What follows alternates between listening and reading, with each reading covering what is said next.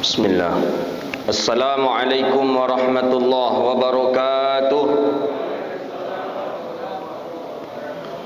Alhamdulillahilladzi nahmaduhu wa nasta'inuhu wa nastaghfiruh wa na'udzu billahi min shururi anfusina wa min sayyiati a'malina. May yahdihillahu fala mudilla lahu wa may yudlil fala hadiyalah. Asyhadu an la ilaha illallah wahdahu la syarika lah wa asyhadu anna sayyidana wa nabiyyana Muhammadan 'abduhu wa rasuluhu wa safiyyuhu min khalqihi wa habibuhu. بلغ الرسالة وأدى الأمانة ونصح الأمة وكشف الله به الغمة وجاهد في سبيل الله حتى أتاه اليقين. صلوات ربي وسلامه عليك يا سيدي يا رسول الله. اللهم صل على سيدنا محمد الفاتح لما أغلق والخاتم لما سبق ناصر الحق بالحق والهادي إلى صراطك المستقيم. صلى الله عليه وعلى آله وصحبه حق قدره ومقداره العظيم. اللهم بك أصبحنا وبك نحيا وبك نموت وإليك النشور. أصبحنا على فطرة الإسلام وعلى كلمة الإخلاص وعلى دين نبينا محمد صلى الله عليه وسلم. رضينا بالله ربا وبالإسلام دينا وبمحمد صلى الله عليه وسلم نبيا ورسولا. أما بعد. Puja dan puji syukur kepada Allah. Alhamdulillah, di waktu yang mulia ini Allah masih izinkan kita gerakkan hati kita untuk menuju rumah Allah. Ini tanda bahawa Allah masih menginginkan bahawa kita menjadi orang yang baik. Kita bermohon kepada Allah, nikmat yang seperti ini Allah istiqamahkan sampai kita meninggal dunia. Amin ya rabbal alamin. Salawat dan salam kepada Nabi yang agung, Nabi yang mulia, Sayyidina Rasulullah Muhammadun sallallahu alaihi wasallam. Allahumma salli wa sallim wa barik ala sayyidina Muhammadin wa ala alihi wa sahbihi ajma'in. Salawatu rabbi wa salamuhu alaika ya sayyidi wa ya habibi ya Rasulullah. Bapak Ibu yang dirahmati Allah, hadis lanjutan kajian kita kitab Riyadhus Salihin min kalami Sayyidil Mursalin daripada Sayyidina Abi Sa'id Al-Khudri radhiyallahu anhu. Sahabat Nabi Abi Sa'id Al-Khudri, nama beliau aslinya Malik ibni Sinan, Sa'id ibni Malik ibni Sinan. Beliau dan ayah beliau adalah sahabat Nabi. Beliau sahabat Nabi, ayahnya sahabat Nabi, maka diberilah dengan radhiyallahu anhuma.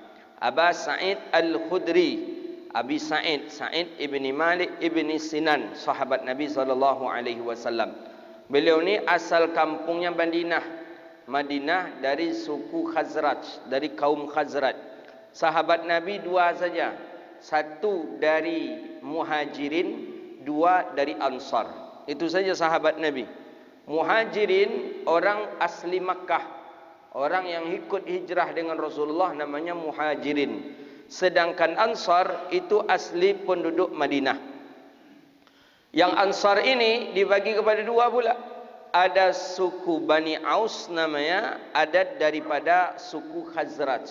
Jadi Abi Sa'id Al-Khudri ini dari daerah Khazraj atau daripada suku Khazraj. Abi Sa'id Al-Khudri ini lahir 10 tahun sebelum Nabi hijrah ke Madinah. Jadi ketika Nabi hijrah ke Madinah, Abi Sa'id Al-Khudri usianya 10 tahun. Sebelum Nabi hijrah ke Madinah 10 tahun, ketika itu Abi Sa'id Al-Khudri dilahirkan. Jadi Nabi SAW hijrah ke Madinah, Abi Sa'id Al-Khudri usianya 10 tahun.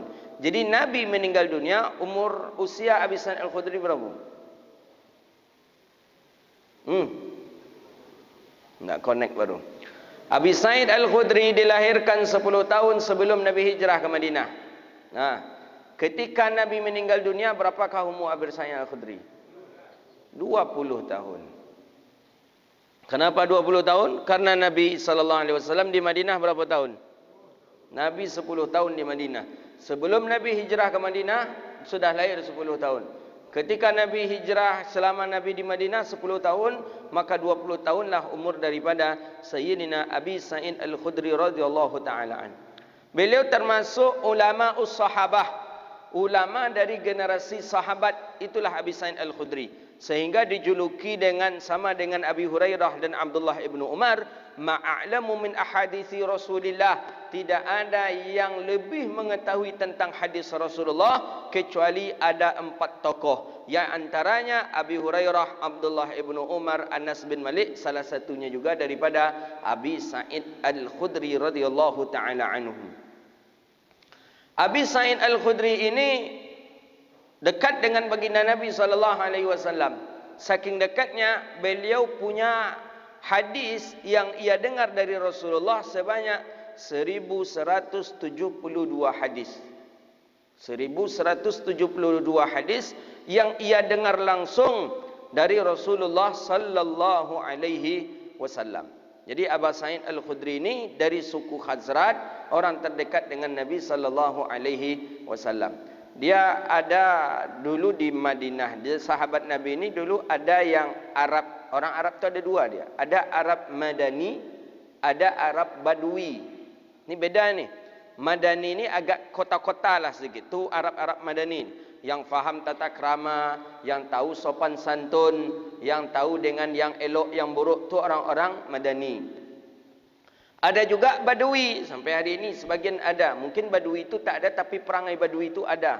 Dia tak ada tata krama, tak ada akhlak, tak ada adab. Tu orang Badui. Dia Muslim, tapi memang hidupnya orang Badui ini hidupnya pindah-pindah. Pindah ke sini, mungkin agak 5 tahun ke sini, pindah pula ke sini, 5 tahun di sini, pindah pula tempat yang lain. Ini orang Arab Badui. Sampai sekarang Arab Badui itu tak ada, tapi watak Arab Badui itu ada. Maka Bapak Ibu kalau berjumpa di Madinah, di Makkah dengan orang-orang yang buruk perangainya, kadang sambil berdiri dia makan, sambil kencing berdiri, jangan salah dulu, itu bisa saja mungkin orang Arab Badui. Ada, di zaman Nabi ada mereka orang Arab Badui. Bayangkanlah ketika orang Arab Badui ini masuk kota Madinah, dia Muslim. Masuk ke kota Madinah, sampai di Madinah, dia kencing di masjid Nabi SAW. Orang Badui ini, memang akhlak tata krama itu tidak ada. Ya, orang pindah-pindah, orang dari sini, habis dari sini pindah pula ke sini, buat pula kemah di sini, pindah pula ke sini. Itu orang-orang Arab Badui. Orang tua-tua kita dulu ada juga yang seperti itu, pindah-pindah itu. Cuman bukan pindah untuk tempat, pindah mencari ladang, kebun. Nah, dari sini agak sampai menyampadi, sampai pula panen. Dah siap kok, pindah pula tempat yang lain. Aku tanah ni untuk dia ni. Itu orang tua-tua kita. Kalau ini tidak, memang pindah-pindah tempat tinggal. Itu Arab Badui. Ketika Nabi SAW mencium anaknya, mencium Sayyidina Hasan dan Husain, Nabi pulang salat subuh, Nabi di stop oleh Sayyidina Hasan dan Husain, oleh cucunya. Ketika Nabi dihambat oleh Sayyidina Hasan dan Husain, Nabi pun melambaikan tangannya. Kemudian Sayyidina Hasan dan Husain pun digendong oleh Rasulullah SAW. Ketika Nabi menggendong Hasan Husain, Nabi cium Sayyidina Hasan dan Husain. Nampak oleh orang Badui. Apa kata orang Badui? Ya Muhammad, kenapa engkau mencium dia? Jadi seolah-olah tak eloklah menurut orang Badui. Tak bagus menurut orang Badui. Kata orang Badui ini, aku 10 orang anak laki-laki aku, tak pernah aku cium satu pun, kata orang Badui ini. Jadi menurut orang pedalaman tu mencium anak-anak tu tak ada. Kalau jana anak tu tak ada. Jadi takkan ada itu. Jadi agak lain, agak janggal nampaknya kalau kita mencium anak-anak kita. Maka itulah keluar hadis Rasulullah, man la yarham la yurham. Siapa tak mencintai, maka dia tidak akan dicintai. Maka oleh karena itu kita dianjurkan mencium anak-anak kita. Siapapun lah di antara kita, sepreman apapun orangnya, sejahat apapun orangnya, bertato, mungkin pemabuk atau mungkin pezina dan lain sebagainya, tapi kalau di anak pasti dicium. Ya nak? Berarti lebih parah orang Arab Badui itu daripada preman-preman kita nampaknya. Kita bayangkan, saya preman apapun orang, pasti anak-anaknya diciumnya. Tapi orang Arab Badui, tidak. Arab Badui tidak mau mencium daripada anak-anaknya. Jadi, ada orang-orang Arab Badui. Jadi, sampai sekarang masih ada. Yang kadang mencopet, yang kadang nampak oleh bapak ibu mungkin ribut-ribut, keras suaranya. Itu dia tidak ada pendidikan, kurang akhlak, kurang adab. Itu daripada orang-orang Arab Badui nama, Badawa, Badaya, ya, Badui. Itu daripada orang-orang Badui itu. Jadi Abu Sa'id Al-Khudri ini, mari kita ke Abu Sa'id Al-Khudri radhiyallahu taala an, sahabat Nabi sallallahu alaihi wasallam, meriwayatkan hadis daripada Rasulullah 1172 hadis Rasulullah sallallahu alaihi wasallam. Jadi Abu Sa'id Al-Khudri didatangi oleh sahabat. Ketika itu Abu Sa'id Al-Khudri radhiyallahu taala anhu hidup dalam kemiskinan, pernah hidup miskin sehingga banyak dan sulit masalah. Di rumah tak ada makanan, harta pun tak ada, yang kan dimakan tak ada, isteri pun bercakap, isteri pun apa nama ini bang, macam mana ini bang, sampai kapan kita seperti ini bang? Sampai tak tahan oleh Abi Sa'id Al-Khudri, akhirnya apa kata isteri Abi Sa'id Al-Khudri, bang, engkau kan dekat dengan Rasulullah, cuba datangi Rasulullah, minta ke Rasulullah, kata isteri kepada Abu Sa'id Al-Khudri. Inilah mulai Abi Sa'id Al-Khudri malu dengan Rasulullah sallallahu alaihi wasallam. Jadi kata isteri, abang kan dekat dengan Rasulullah, abang kan dekat dengan Nabi, apa salahnya abang datangi Nabi, minta ke Nabi, kata isteri Abu Sa'id Al-Khudri. Jadi kadang kita sebagai laki-laki tahan kita hidup dalam penderitaan kadang, tapi tiba di orang rumah tak tahan kadang no. Di orang rumah itulah yang banyak tu, bang iko bang. Jadi Abu Sa'id Al-Khudri didatangi Rasulullah, dicoba berani. Pagi-pagi tu datang dia ke tempat baginda Nabi sallallahu alaihi wasallam. Abu Sa'id Al-Khudri rumah agak jauh daripada rumah Nabi sallallahu alaihi wasallam. Ketika belum sampai di tempat Nabi sallallahu alaihi wasallam, sudah terdengar sautan Rasulullah sallallahu alaihi wasallam. Sudah terdengar suara daripada suara Nabi sedang memberikan tausiah kepada sebagian para sahabat yang ketika itu Abu Sa'id Al-Khudri pun tidak hadir. Apa kata Nabi sallallahu alaihi wasallam? Kalian ingat, kata Rasulullah, tak boleh hidup di dunia ini dalam keadaan kikir. Aku, kata Rasulullah, ketika kalian membutuhkan sesuatu kepada aku dan aku memilikinya, kata Rasulullah, fa'atik, akan aku berikan kepada kalian. Tapi kalau sesuatu itu tak ada pada diriku dan akan ada, kata Rasulullah, fa'u'id, maka aku akan menjanjikannya. Jadi kata Nabi, kalau ada aku beri, kalau tak ada aku janjikan. Tapi kata Rasulullah, fala tatlub, dan janganlah kalian meminta-minta, kata Rasulullah sallallahu alaihi wasallam. Kau wasiat pun, ini wasiat rupa suara Nabi lah sampai ke Abu Sa'id Al-Khudri. Jangan kalian meminta-minta. Sehingga Nabi sallallahu alaihi wasallam di penghujung hadis itu disebutkan, orang yang meminta-minta maka dia hidup dalam keadaan kehinaan dan dia pun meninggal pun dalam keadaan hina. Jadi orang meminta-minta itu tak akan pernah kaya. Orang yang meminta-minta itu tak akan pernah sukses. Maka ingat, kata Nabi sallallahu alaihi wasallam, jangan kalian meminta-minta. Orang yang meminta-minta akan Allah akhiri hidupnya dengan kehinaan dan dia pun juga hidup dalam kehinaan. Baru mendengar itu, langsung Abu Sa'id Al-Khudri balik. Tak jadi masuk ke majlis Rasulullah. Karena tujuan tadi dah terjawab. Dah terjawab tujuan daripada Abu Sa'id. Balik Abu Sa'id menjumpai sang isteri ke rumah. Kata Abu Sa'id, aku dah jumpa Rasulullah. Apa kata Nabi? Langsung disampaikan oleh Abu Sa'id. Balik Abu Sa'id itu punya pendirian yang kuat. Kata Abu Sa'id, mulai hari ini aku takkan mau meminta-minta kepada siapapun juga. Kata Rasulullah sallallahu alaihi wasallam, orang yang meminta-minta itu mati dalam keadaan hina dan hidup pun dalam keadaan hina. Semenjak itu Abu Sa'id Al-Khudri tidak mau meminta-minta. Ini dari sahabat Nabi sallallahu alaihi wasallam, namanya Malik ibn Sinan atau yang dikenal dengan Abu Sa'id Al-Khudri. Kalau kita ceritakan tentang beliau ini banyak sekali. Tentang kehebatan daripada Abu Sa'id Al-Khudri. Beliau bisa mengobati orang dengan memakai ayat. Jadi suatu ketika, dan dia memang orangnya memagar diri dengan ayat. Jadi suka memagar diri dengan ayat. Memagar diri maksudnya keluar rumah baca ayat. Kemudian masuk rumah baca pun Quran. Amalannya zikirnya Quran saja. Jadi suatu ketika dia diutus oleh Rasulullah sallallahu alaihi wasallam untuk menjaga perbatasan. Ini besok akan perang ini. Bulan depan akan perang. Nabi memerintahkan Abu Sa'id Al-Khudri untuk menjaga batasan. Batas antara kafir dengan muslim. Itu bahaya ini. Biasanya orang yang berada di perbatasan itu banyak yang meninggal dunia. Sebenarnya Abu Sa'id Al-Khudri agak khawatir juga. Tapi karena Rasulullah yang menyuruh, bismillah. Karena Abu Sa'id Al-Khudri ini pernah ditolak oleh Rasulullah, tak boleh ikut perang. Abu Sa'id Al-Khudri Abdullah ibnu Umar. Itu ketika perang Badar. Usianya baru 12 tahun. Jadi kata ayahnya, aku ingin ikut. Ayah, kata Abu Sa'id kepada ayahnya, ikut perang. Kata ayahnya, tak usah engkau ikut perang. Sama dengan Jabir bin Abdullah, Abdullah ibnu Umar. Banyak ketika itu anak-anak yang dilarang perang oleh Rasulullah SAW. Jangan ikut perang lagi, kata baginda Nabi. Kata ayah, ayah tak mengizinkan ikut perang. Akhirnya Abu Sa'id ini mengadu kepada Rasulullah SAW. Ya Rasulullah, tolong ikutkan aku perang ya Rasulullah. Tolong ikutkan aku perang. Kata baginda Nabi, bagaimana pendapat ayahmu?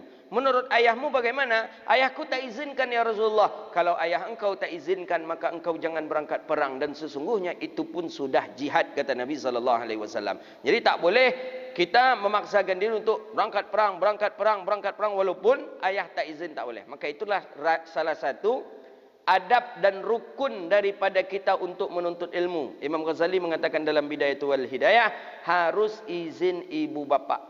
Musafir haji, musafir umrah, pergi perang, pergi menuntut ilmu, itu mesti harus izin ibu bapa kita. Jadi kalau ada ibu bapa yang masih hidup, mesti minta izin. Tapi ulama lebih menyepakati dengan dua hal saja, pergi berangkat haji dengan pergi perang. Itu mesti izin ibu bapa. Ya, walaupun ibu bapa kita sudah tua, kalau dia masih sadar belum pikun, itu tetap harus kita minta izin kepadanya. Ya, sampaikan, saya nak berangkat haji. Ketika orang tua bilang, jangan lagi nak, jangan haji lah nak, katanya lah. Ambon ni besok kalau mau mati, wang yang memayangkan nambo. Ambon ni nanti kalau ambo mati, wang yang menguburkan nambo, wang yang memandikan nambo. Maka tak boleh kita berangkat haji. Kalaupun kita pergi berangkat haji tanpa izin orang tua, maka perjalanan haji perjalanan maksiat. Nah, inilah yang dimaksud dalam sebuah kaedah, perjalanan dia ibadah tapi perjalanannya maksiat. Apakah itu? Contohnya adalah berangkat haji tidak izin orang tua. Perjalanan kan ibadah atau haji ibadah enggak? Ibadah, berangkat haji ibadah. Pergi ke tanah suci ibadah. Tapi kata perjalanan haji ibadah. Ternyata karena tidak izin daripada orang tua, perjalanan haji ibadah tadi bisa berubah kepada perjalanan maksiat. Jadi berangkat haji mesti harus izin ibu bapa kita. Jadi harus itu salah satu daripada suatu yang diwajibkan, mesti harus minta izin kedua ibu bapa. Kalau masih hidup, kalau sudah meninggal dunia apa boleh cara minta izin kan? Misalnya ustaz datang ke kubur tu, ya izin ya besok ni. Ya, menjawabnya macam mana pula ya kita menjawabnya? Iya izin ndaknya macam mana? Keluar lainnya balik kan, yalah pailah kan, elok yo kan. Tak mungkin. Jadi ketika hidup kita minta izin, ketika meninggal dunia tidak lagi, bebas kita. Itu dia. Jadi Abu Sa'id Al-Khudri ini radhiyallahu taala an. Abu Sa'id Al-Khudri ketika disuruh oleh Rasulullah sallallahu alaihi wasallam menjaga perbatasan antara kafir dengan muslim, dia salat. Dia habiskan waktunya dengan salat, masya-Allah. Ini sahabat Nabi sallallahu alaihi wasallam. Memang kalau dibandingkan dengan kita tak ada nilainya. Kalau kita monong-monong macam tu biasanya main handphone, kalau tak ada lolok, ya kan? Pasti itu kalau kita lah, kalau disuruh jaga perbatasan itu, tengok perbatasan itu. Mungkin kita mungkin main handphone ya. Seponek main handphone lolok, jaga lolok, tengok pula handphone balik. Sahabat Abu Sa'id Al-Khudri dihabiskan untuk solat. Karena nampak bergerak-gerak salat. Padahal dia sudah bersembunyi salat itu. Di balik batu dia salat. Batu salat dia di batu itu. Tak nampak lagi. Salat. Ya, batunya kiri kanan saja, dari depan belakang tak ada batu. Ya, untuk ni apa kabilah musuh, ini perbatasan musuh ni kita. Ya, yang dia batukan itu bagian sini saja. Ya, batu yang sudah ada gitu, bukan batu yang dibuat. Salat. Baca surah Al-Kahfi.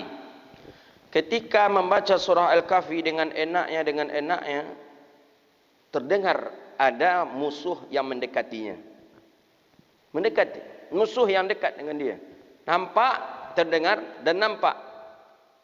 Musuh ketika dia salat. Malam hari. Ketika dia salat. Tapi memang sahabat Nabi SAW tidak ada ketakutan sedikit pun kepada musuh, tak ada. dipanah oleh musuh Aba Sa'id Al-Khudri. Dipanah oleh musuh Aba Sa'id Al-Khudri, tertancap panah itu di pas bagian daripada jantungnya. Tapi tidak masuk dia, tapi ya tertancap saja, tidak tembus ke dalam. Tancap. Mengeluarkan darah. Tapi Aba Sa'id Al-Khudri tak merasakan darah, dia lihat. Rasa sakit ada saking nikmatnya membaca surah Al-Kahfi. Malam hari itu dalam solat. Jadi melihat Aba Sa'id Al-Khudri seperti itu, tidak lari, sudah dipanah, ditembak panah sekali lagi oleh musuh. Ditembak pas di samping jantungnya. Di samping jantungnya lagi. Tetap nikmat membaca surah Al-Kahfi. Nikmat sekali baca surah Al-Kahfi beliau. Sampai 2, di sekitar situ saja di jantung ini.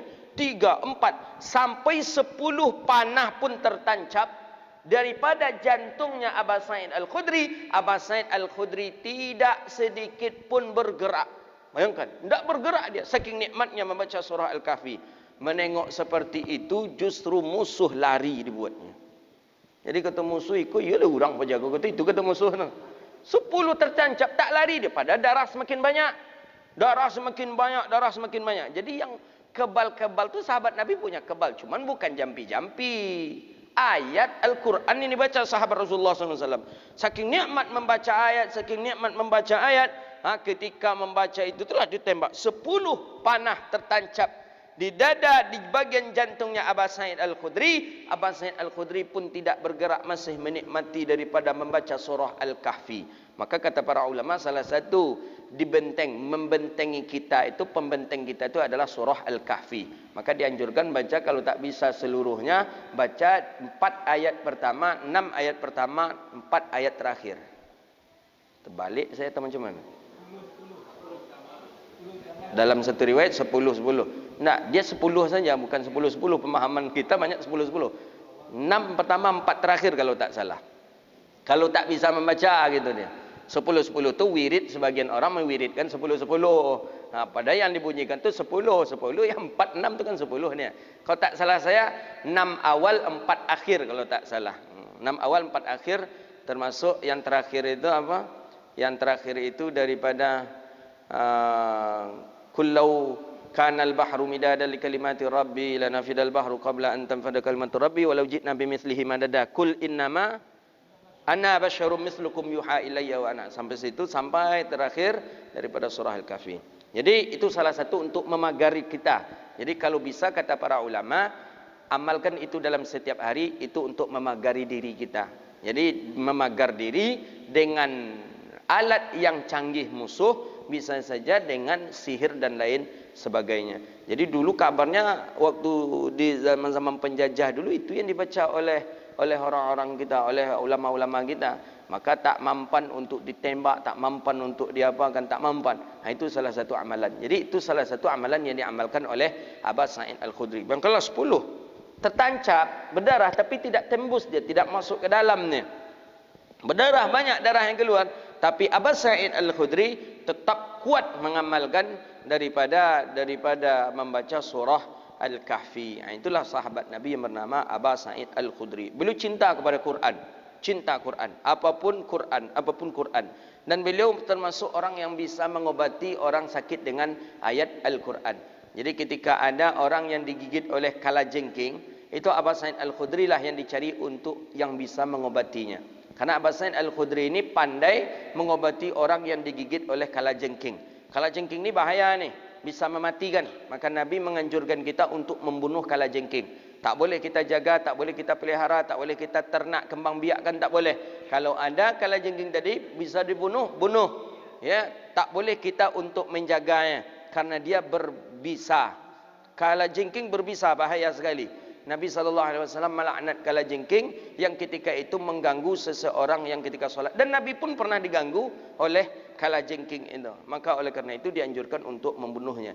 Jadi suatu ketika Aba Sa'id Al-Khudri ini yang seperti kita sebut tadi, susah, kehidupannya susah, dia datanglah ke rumah orang minta makan, orang kaya. I'tini ta'am, kasih aku makan, kasih aku makan. Ini sebelum dia mengadu ke Rasulullah, berjumpa dengan hadis tadi. Orang kaya yang serba kemewahan mengucapkan kalimat, aku tak mungkin memberikan ini kepada engkau. Kalau aku berikan ini kepada engkau, apa yang akan dimakan oleh anak-anakku? Apa yang akan dimakan oleh keluargaku nanti? Maaf, aku tak bisa memberikan. Aba Sa'id Al-Khudri dengan lapang dada berangkat pergi berjalan. Orang kaya ini punya anak gadis. Dan anak gadis orang kaya ini digigit oleh kalajengking. Ini Aba Sa'id Al-Khudri dah berjalan nih, dah jauh berjalan. Panik Pak. Sampai hari ini pun seperti itu kita lihat kondisi dia. Kalau ada orang yang digigit kalajengking, itu panik. Karena kalau terlambat saja pertolongannya, itu bisa mati. Digigit orang kaya, anak perempuan orang kaya tadi oleh kalajengking. Digigit kalajengking. Ribut sekampung itu. Ribut. Tolong. Tolong. Siapa yang bisa mengobati anak kami? Tolong. Berjalan kemana-mana minta tolong. Siapa yang bisa? Kata ada salah satu yang datang yang bisa mengobati ini setelah Rasulullah, namanya Malik bin Sinan. Aba Sa'id Malik bin Sinan. Maksudnya Aba Sa'id Al-Khudri. Dia cuma yang bisa mengobati orang yang digigit kalajengking. Coba cari dia, dicarilah Aba Sa'id Al-Khudri, berjalan, dicari. Rupanya Aba Sa'id Al-Khudri sudah jauh. Dapat Aba Sa'id Al-Khudri. Kata tetangga ni, ya Aba Sa'id, ada tetangga aku digigit kalajengking. Tolong minta kepada engkau untuk mengobatinya. Karena engkau kata orang yang bisa mengobati. Tolong ya Aba Sa'id. Dengan kerendahan hati, itu akhlak daripada para sahabat Nabi SAW. Balik Aba Sa'id Al-Khudri balik ke belakang dan ternyata itu rumah orang yang menolak dia untuk memberikan makanan. Cubalah bayangkan, sahabat Nabi niu je masuk rumah. Kalau awak macam mana kira-kira? Ni nak kena rumahku nya, ndak adanya mati-mati ayuk lah kan. Mati syayuk lah nya, nak matilah kan. Aba Sa'id Al-Khudri tak ada. Mana? Oh, ini rumahnya. Jumpa Aba Sa'id Al-Khudri dengan perempuan yang menolak dia itu. Kaget perempuan tadi, huwa Aba Sa'id. Diakah yang Aba Sa'id yang disebut-sebut oleh orang itu? Itulah Aba Sa'id. Onde nya model itulah gaya. Onde nya awak lawat tolak inyonya. Itu katanya tu. Dia tolaknya. Dia obat dengan air. Ketika diobati air, Aba Sa'id Al-Khudri mengobati dengan ayat Al-Quran. Diambil air, dibaca ayat Al-Quran, air tadi ditiupkan oleh Aba Sa'id, diberikan oleh Aba Sa'id Al-Khudri kepada orang yang digigit kalajengking tadi. Ketika itu juga, itu kehebatannya, langsung Allah sembuhkan dan Aba Sa'id pun pergi tidak mengharapkan imbalan apapun. Itu daripada akhlaknya sahabat Nabi sallallahu alaihi wasallam. Aba Sa'id Al-Khudri ini pernah buruk sangka kepada orang. Tapi buruk sangkanya ni iya juga sih. Kalau di kita pun buruk sangka juga gitu. Ada namanya Ibnu Sayyad namanya. Ibnu Sayyad kau diisukan Dajjal. Difitnahkan Dajjal dia. Namanya Ibnu Sayyad. Di kampung awak kalau umpamaku Madinah umpamanya. Di Madinah tu beredar info bahawa Dajjal itu adalah Ibnu Sayyad. Namanya Ibnu Sayyad. Jadi Nabi setelah meninggal dunia dah. Nabi tak ada lagi. Nabi sudah meninggal dunia. Abi Sa'id Al-Khudri akan berangkat haji. Aba Sa'id Al-Khudri akan berangkat haji. Rupanya dalam rombongan Aba Sa'id Al-Khudri itu ikut pula lah Ibnu Sayyad. Ibnu Sayyad kau diinfokan Dajjal. Ibnu Sayyad ni satu rombongan dengan Aba Sa'id Al-Khudri. Berjalan pakai kendaraannya, pakai onta, berjalan dengan pelan-pelan santai. Pas tempat istirahat, mungkin ada istirahat. Kita saja dari Madinah ke Makkah ada juga bis kita istirahat. Dulu sering berhari-hari malah orang ini berangkat. Tentu ada istirahat. Ketika istirahat, Ibnu Sayyad ini meletakkan barangnya di dekat tempat Aba Sa'id Al-Khudri meletakkan barang. Risau Aba Sa'id Al-Khudri. Ikut Dajjal kau nya berkawan pula jawabnya jangan kau awak Dajjal kau ni. Apa kata Aba Sa'id Al-Khudri? Ya Ibnu Sayyad, bagus, cara menolaknya bagus. Ini cuaca panas. Bagus engkau letakkan barang-barang engkau ini di bawah pohon itu. Kata Abi Sa'id Al-Khudri, agak teduh. Jangan engkau letakkan di sini. Maksudnya Abi Sa'id Al-Khudri ini ingin jauh dari Abi Sayyad, Ibnu Sayyad. Jangan dekat. Ini Dajjal ini, bahaya ini. Dajjal Ibnu Sayyad. Ayolah, diterima oleh Ibnu Sayyad.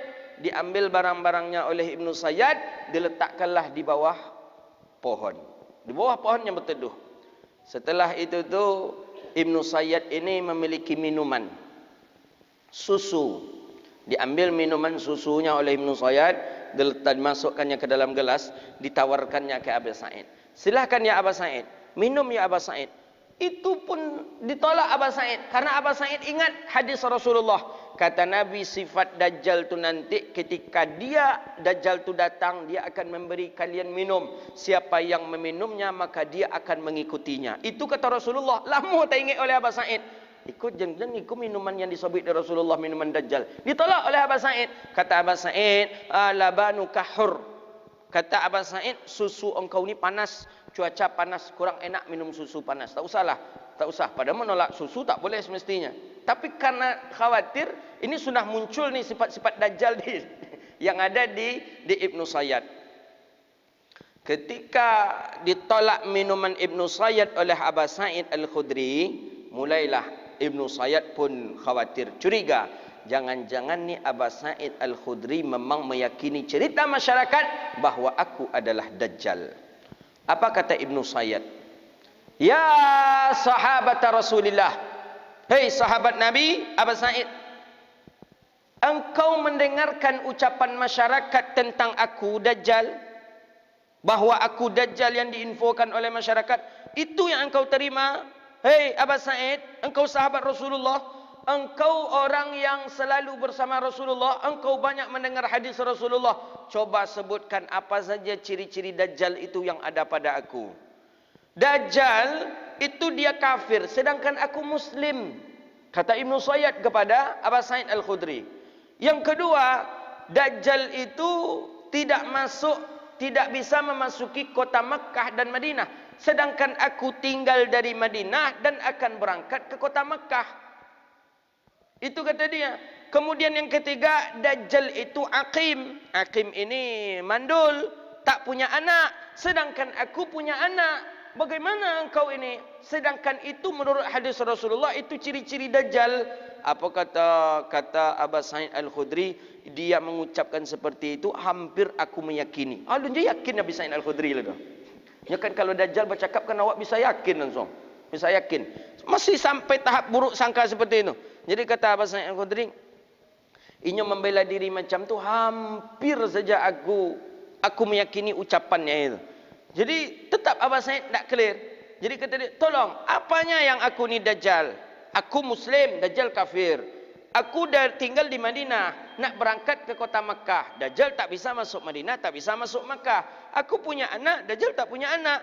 Jadi bagaimana engkau ini? Di mana aku Dajjal? Apakah engkau masih mempercayakan orang-orang tentang aku Dajjal? Abah Sa'id Al-Khudri pun masih belum bisa meyakini. Tapi Abu Sa'id Al-Khudri tidak menjawab apa-apa. Tapi Abah Sa'id Al-Khudri tetap menjaga. Karena orang sudah tersinggung kan. Ibnu Sayyad sudah tersinggung. Akhirnya jaga jaraklah Abah Sa'id dengan Abah Sa'id Al-Khudri. Tapi tetap Abah Sa'id Al-Khudri tidak ingin menyinggung betul sampai mendalam daripada perasaannya Ibnu Sayyad. Pernah mendengar Ibnu Sayyad itu enggak? Tak pernah. Betul tak Dajjal Ibnu Sayyad itu jadinya nanti? Penghujung hadis ni Ibnu Sayyad ini. Kan Ibnu Sayyad itu dituduh, diciri-cirikan ada pada Ibnu Sayyad itu. Dia ini info orang salah dengar. Tapi info orang salah dengar, penduduknya banyak pula yang tipis telinga. Akhirnya ia pula diakui ketika itu, diyakini ketika itu. Sampai di penghujung hadis itu kalau tak salah diproseslah dengan siapa yang penebar fitnah pertama kali. Diproses yang penebar fitnah pertama kali, akhirnya barulah dia meminta maaf kepada Ibnu Sayyad.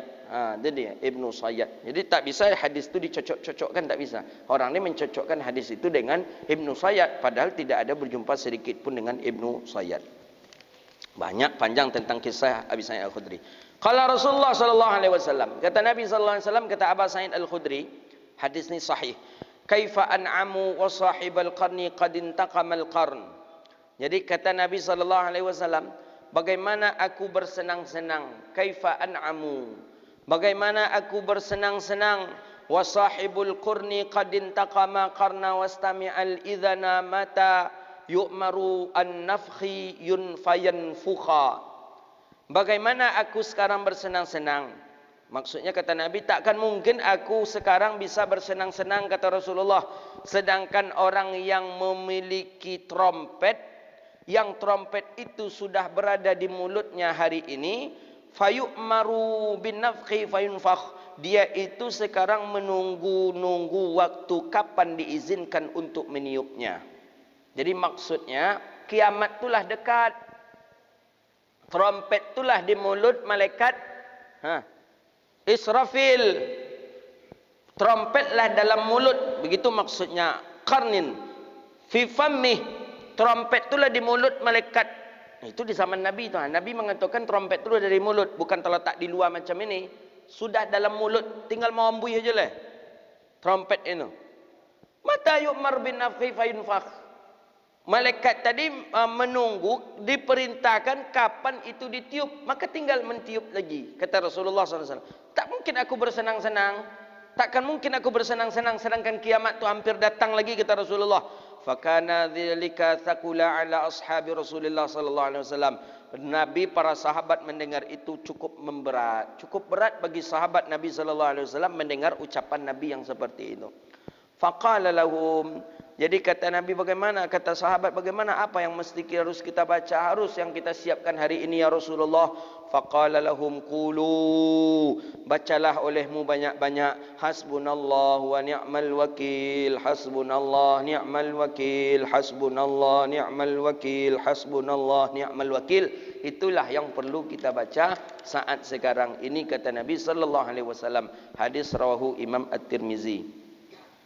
Wa nufiqa fis sur. Jadi kini itu bayangkanlah, trompet itulah dalam mulut malaikat. Malaikat cik mau ambui aja lah. Maka ibarat nufiqa. Ada kajian kita 3 minggu yang lalu. Ada nufiqa, ada nafatha. Kalau nufiqa ditiup, tu nufiqa. Nufiqa, malaikat ruh di dalam, meniupkan ruh di dalam perut ibu. Memakai nufiqa atau nafatha? Nufiqa. Kalau nafatha, apa kemarin? Keluar air sedikit daripada mulut kita. Itu nafatha. Untuk meruqyah mandiri makai nafatha, bukan nafakha. Bukan itu, tapi nafatha. Itu bedanya.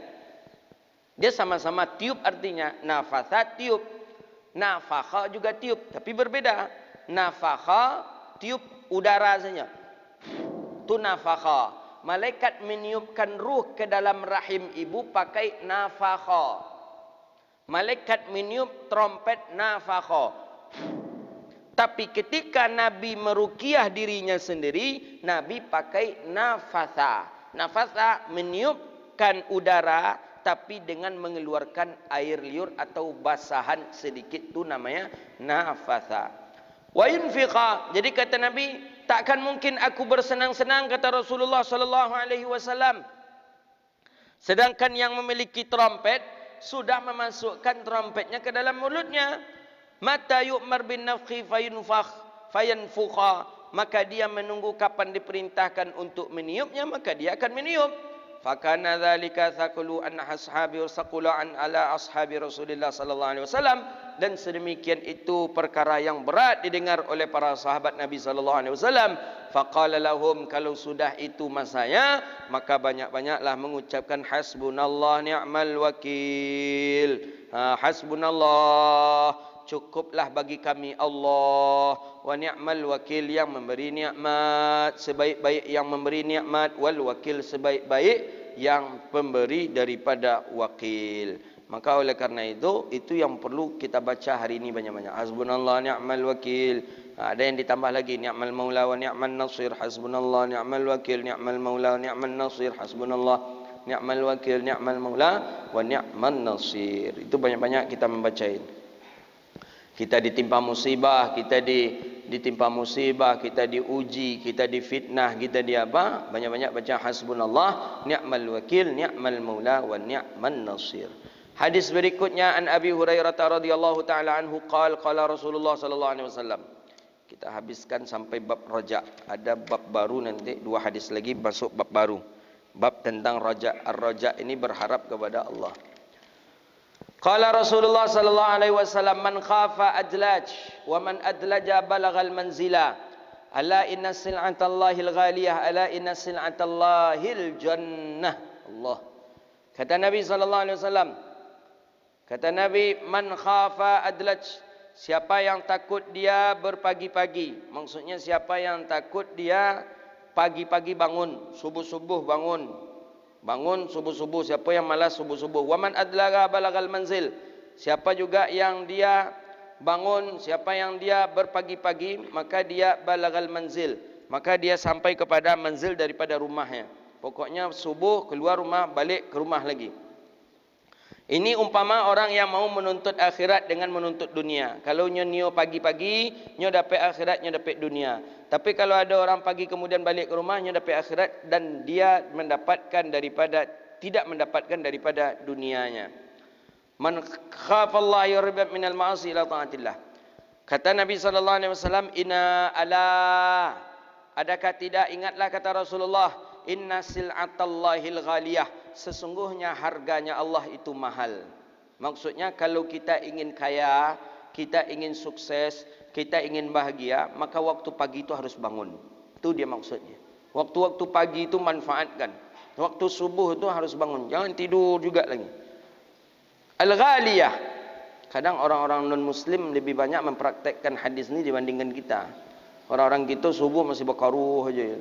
Mereka berjaga jam 8, jaga jam 9. Mandi, langsung buka toko, buka kedai. Mana yang pergi berangkat kantor, berangkat kantor. Jauh rezeki daripada ini. Inna sal'atallahil ghaliyah. Ingat kata Rasulullah, sesungguhnya harga Allah itu mahal. Harga Allah itu mahal. Apa maksud? Ala, adakah tidak, inna sil'atallahil jannah, sesungguhnya harga Allah itu adalah surga. Jadi kalau kita ingin tawar-menawar dengan Allah, Allah tu punya harga mahal, dan harga mahalnya Allah tu adalah surga. Ya, siapa yang ingin masuk ke dalam surga, maka dia mesti harus bangun di pagi hari. Mana sara min awalil lail, orang yang berjalan daripada awal malam. Jadi dengan melakukan ketaatan, maka orang itu mendapatkan surga. Hadis terakhir, an Aisyah radhiyallahu taala anha qalat. Hadis dari Sayyidah Aisyah, sami'tu Rasulullah sallallahu alaihi wasallam yaqul, Nabi sallallahu alaihi wasallam, aku mendengar Nabi sallallahu alaihi wasallam berkata, kata Sayyidah Aisyah, yuhsyarun nasu yaumal qiyamah, dibangkitkan manusia pada hari kiamat huffatan, dalam keadaan tidak beralaskan kaki, tidak pakai sandal, wa urratun ghullan, dan tidak berpakaian telanjang bulat. Kita nanti, manusia nanti dibangkitkan di hari kiamat nanti dalam keadaan tidak memakai sandal dan tidak berpakaian, dalam arti kata telanjang bulat.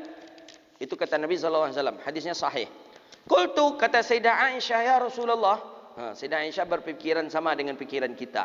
Apa kata Sayyidah Aisyah? Warraja Rasulullah ar-rijalu wan nisa'u jami'an.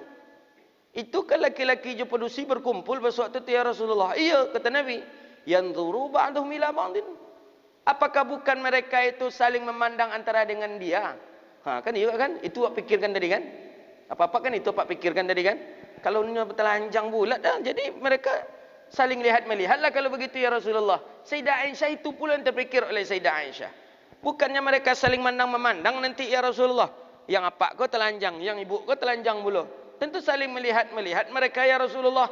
Qala, apa kata Nabi sallallahu alaihi wasallam? Ya Aisyah, hai Aisyah, kata Rasulullah, al-amru asyaddu min ayyuhimmahum dzalik.